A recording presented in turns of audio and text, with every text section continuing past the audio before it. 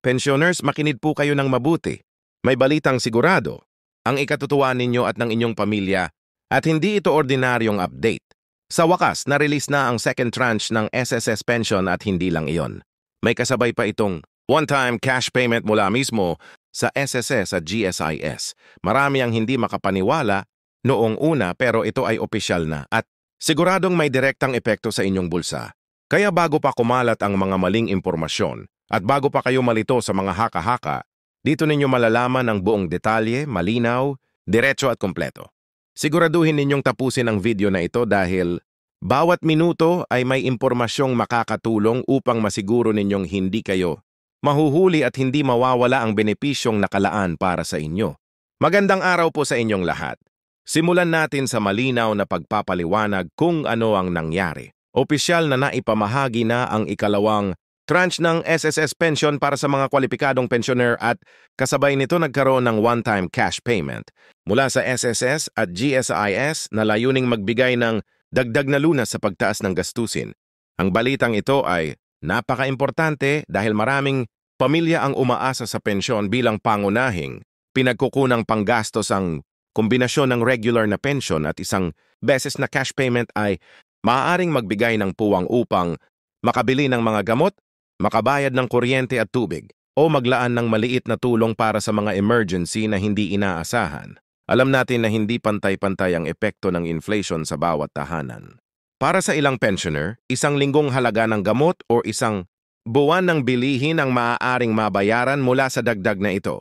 Mahalagang tandaan na ang one-time payment ay hindi pareho para sa lahat.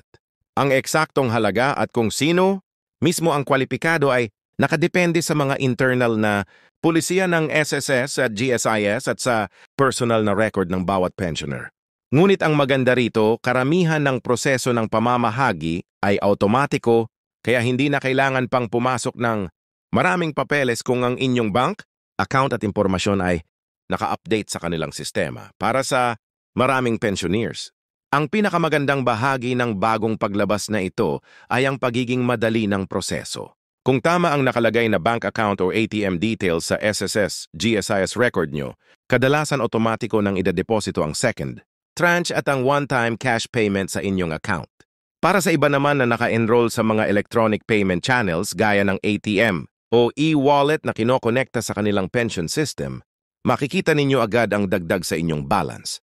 Ngunit kung nakatatanggap kayo ng pension sa pamamagitan ng over-the-counter o silyadong check, maaaring konting paghihintay o pagpunta sa tanggapan ng kailangan.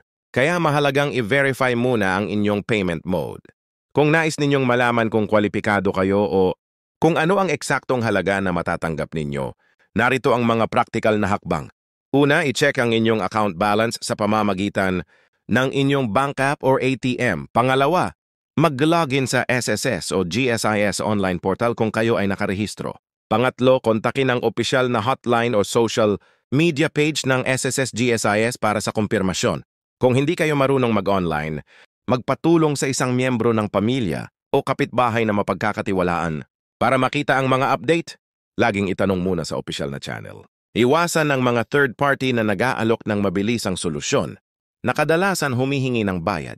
May mga pagkakataon din na hindi agad natatanggap ang bayad dahil sa mga karaniwang dahilan, maling naitalang bank account number, expired o hindi na validate na ATM card, pansamantalang hold dahil sa administrative check. O kaya naman ay kailangan pang kumpletuhin ang ilang dokumento. Kung ganito ang sitwasyon, ang pinakamabisang gawin ay mag-update ng inyong impormasyon sa pinakamalapit na SSS o GSIS branch o gawin ito online kung posible. At magtala ng reference number ng inyong komunikasyon para may ebidensya. Dalhin ang valid ID, SSS, GSIS o numbers at anumang bank proof na magpapatunay ng inyong account. Ito ang karaniwang hinihingi para maproseso ang rectification. Kung hindi pa rin dumarating ang pera matapos ang ilang araw, huwag magpanik. Dapat mag-follow up kayo through official channels. Tawagan ang customer service, mag-send ng email o pumunta sa branch para mag-file ng concern. Kapag nasa opisina na kayo, maaaring hingin nila ang mga dokumento tulad ng pension ID, copy ng bank deposit slip kung meron, at isang form na magpapatunay na ang payment ay hindi pa na-credit. Importante ring itanong kung may tinatawag na hold or ibang dahilan kaya na antala ang release. Huwag basta-basta magbigay ng personal na impormasyon sa hindi opisyal na tao o grupo na nagte-text o tumatawag na nag-aangkin na makakatulong kung magbabayad kayo ng fee. Bilang paalala, malawak ang problema ng scam sa mga panahon ng pag-release ng ayuda at pensyon. Ang SSS at GSIS ay hindi humihingi ng bayad para lamang i-release ang inyong pension o one-time payment. Huwag ibibigay ang OTP, online banking password o personal na detalye sa sinumang magtatawag o magme-message at magsasabing sila ang taga-Social Security o GSIS at kailangan ng processing fee. Kung may tumawag o nagpadala ng link na humihiling ng bayad para sa release, itigil ang komunikasyon at i-report ito sa opisyal na social media or hotline ng ahensya. Marami din ang magtatanong kung paano pinakamainam gamitin ang one-time payment. Ang pinakamainam na payo ay pagplanuhan nito. Gumawa ng maliit na budget plan batay sa napakahalagang kailangan gaya ng gamot, utility bills at pagkain. Kung may natira, ilaan ito sa emergency fund o para sa maliit na investment na may mababang risk tulad ng puhunan sa sari-sari store o pagnegosyo ng lutong ulam para sa kapitbahay. Para sa iba, pwedeng gamitin ang bahagi nito para sa medical na check-up o para sa pagbili ng gamot na mahal. Ang mahalaga ay gumamit ng may prioridad at iwasan agad ang gastusin sa mga bagay na hindi mahalaga. Para sa mga pamilya ng pensioners, napakahalaga ang inyong suporta. Tulungan ang inyong mga magulang or lolo at lola na i-verify ang kanilang bank statements at records at mag-set up ng online banking kung hindi pa nila alam. Maglaan ng oras para turuan sila ng mga online safety tips. Huwag mag-click ng kahina-hinalang link at huwag ibigay ang PIN or OTP kahit pa ang mag-aalok ay mukhang autoridad. Ang simpleng tulong na ito ay makakaiwas sa maraming aberya at scam. May ilang administrative tips na makakatulong para masiguro na hindi magkakaroon ng delay sa susunod. Una, checking updated ang contact information sa SSS GSIS, mobile number, email at address. Pangalawa, siguraduhing valid at active ang bank account na nakalink sa inyong pension record. Pangatlo, i-enroll ang inyong sarili sa e-services ng SSS o GSIS para makatanggap ng alerts at updates kaagad. Yung mga simpleng hakbang na ito ay makakatipid ng oras at magbibigay ng mas mabilis na solusyon kapag mayroong financial disbursement. Kung sakaling may mga pensioner na nasa ibang bansa o OFW, retirees mahalagang mag-follow up din sa Philippine offices o sa designated foreign payment channels kung paano natanggap ang pensyon. May mga proseso ang SSS para sa mga international remittance or overseas payments. Siguraduhin lamang na may tamang bank, details o remittance partner ang nakaayos upang maiwasan ng pagkakaantala. Ang pamilya ng pensioner ay pwedeng tumulong sa pag-coordinate kung hindi maganda ang internet access o communication. Hindi rin dapat kalimutan na ang one-time payment na ito ay pansamantala. Habang malaking tulong ito ngayon, ang pangmatagalang solusyon ay patuloy na panawagan para sa mas maayos at sapat na pensyon. Maraming grupo ng mga pensioner at NGO ang aktibong nagsusulong ng permanenteng pagtaas ng pensyon at ang pagkakatuon ng publiko at mga mambabatas ay mahalaga upang maisakatuparan ng mas makabuluhang reforma. Bilang komunidad, ang pagkakaisa at maayos na representasyon ng mga pensioners ay makatutulong para hindi puro one-time. Ayuda lang ang maging solusyon sa kahirapan ng mga matatanda.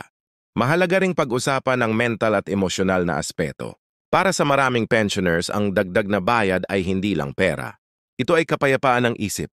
Ang kaunting ginhawa mula sa gastusin ay nagdudulot ng mas mabuting kalagayan sa kanilang araw-araw na buhay, mas kaunting pag-aalala sa mga bayarin, at mas maraming pagkakataon upang bumili ng masustansyang pagkain o maka-avail ng gamutan. Bilang lipunan, dapat nating pahalagahan ang kanilang mga kontribusyon at siguraduhin na ang kanilang katandaan ay may dignidad at suporta. Kung kayo ay makakakita ng discrepancy, halimbawa may nakitang halagang maliit kumpara sa inaasahan, i-document agad ito. Screenshot ng account balance bago at pagkatapos at record ng anumang komunikasyon sa SSGSIS. Ito ay magsisilbing ebidensya kapag kailangan ng mag-claim o mag-file ng follow-up. Huwag kalimutan na ang transparency at tamang dokumentasyon ang pinakamabilis na paraan para maresolba ang mga problema. Sa kabilang banda, kung natanggap ninyo na ang second tranche at one-time payment, magandang gamitin ang pagkakataong ito upang magplano din ng mas maayos para sa natitirang taon. Gumawa ng simpleng household ledger. Ilista ang buwan ng gastusin, mga utang, at mga prioridad. Sa ganitong paraan, mas malinaw kung saan pupunta ang dagdag na pera at mas maiiwasan ang biglaang paggastos. Ang maliit na disiplina sa paggasta ngayon ay malaking tulong sa susunod. Para sa mga maliliit na negosyo na pag-aari ng mga pensioner o pamilya ng pensioner, ang one-time payment ay pwedeng magsilbing cash flow boost. Magandang pagkakataon ito upang bumili ng paninda na may mataas ang turnaround o mag-stock ng mga pangunahing nabibili ng komunidad. Ngunit mag-ingat sa pag-invest kung hindi sigurado ang potensyal ng kita. Kumonsulta muna sa mga kasamahan o kapamilya bago ilabas ang buong halaga. Balikan natin ng maikli ang mga dapat tandaan. I-check agad ang inyong account at mga opisyal na channels. Huwag maniwala sa mga humihingi ng bayad o personal na impormasyon. I-update ang records kung kinakailangan at magplano ng tama kung paano gagamitin ang one-time payment. Ang bawat hakbang na ito ay magbibigay ng kapayapaan ng isip at mabilis na solusyon kapag may problema. Bilang pangwakas, isang tao pusong pagbati at pasasalamat para sa lahat ng pensioners na nagtrabaho ng husto para sa bayan. Ang paglabas ng second tranche ng SSS, pension at ang kasama nitong one-time cash payment ay maliit na pagkilala sa inyong sakripisyo. Ngunit dapat itong gawing simula ng mas malalim na pagtaguyod para sa mas sapat at matibay na pension system. Ipaalam ninyo sa inyong pamilya at kapitbahay ang impormasyong ito. Tulungan ninyo silang mag-check ng kanilang account at mag-update ng records kung kinakailangan. Maraming salamat sa inyong oras at pag-unawa. Tandaan, ang pinakamahalaga ngayon ay ang kaligtasan ng impormasyon, ang pagtutulungan ng pamilya at ang tamang paggamit ng natanggap na ayuda. Kung may kakilala kayong pensioner, i-share na ang video na ito para malaman din nila ang proseso at maiwasan ang pagkakamali o scam. Ingat po kayo palagi at sana ay makatulong ang balitang ito upang mabigyan ng kaunting ginhawa ang ating mga minamahal na pensioners.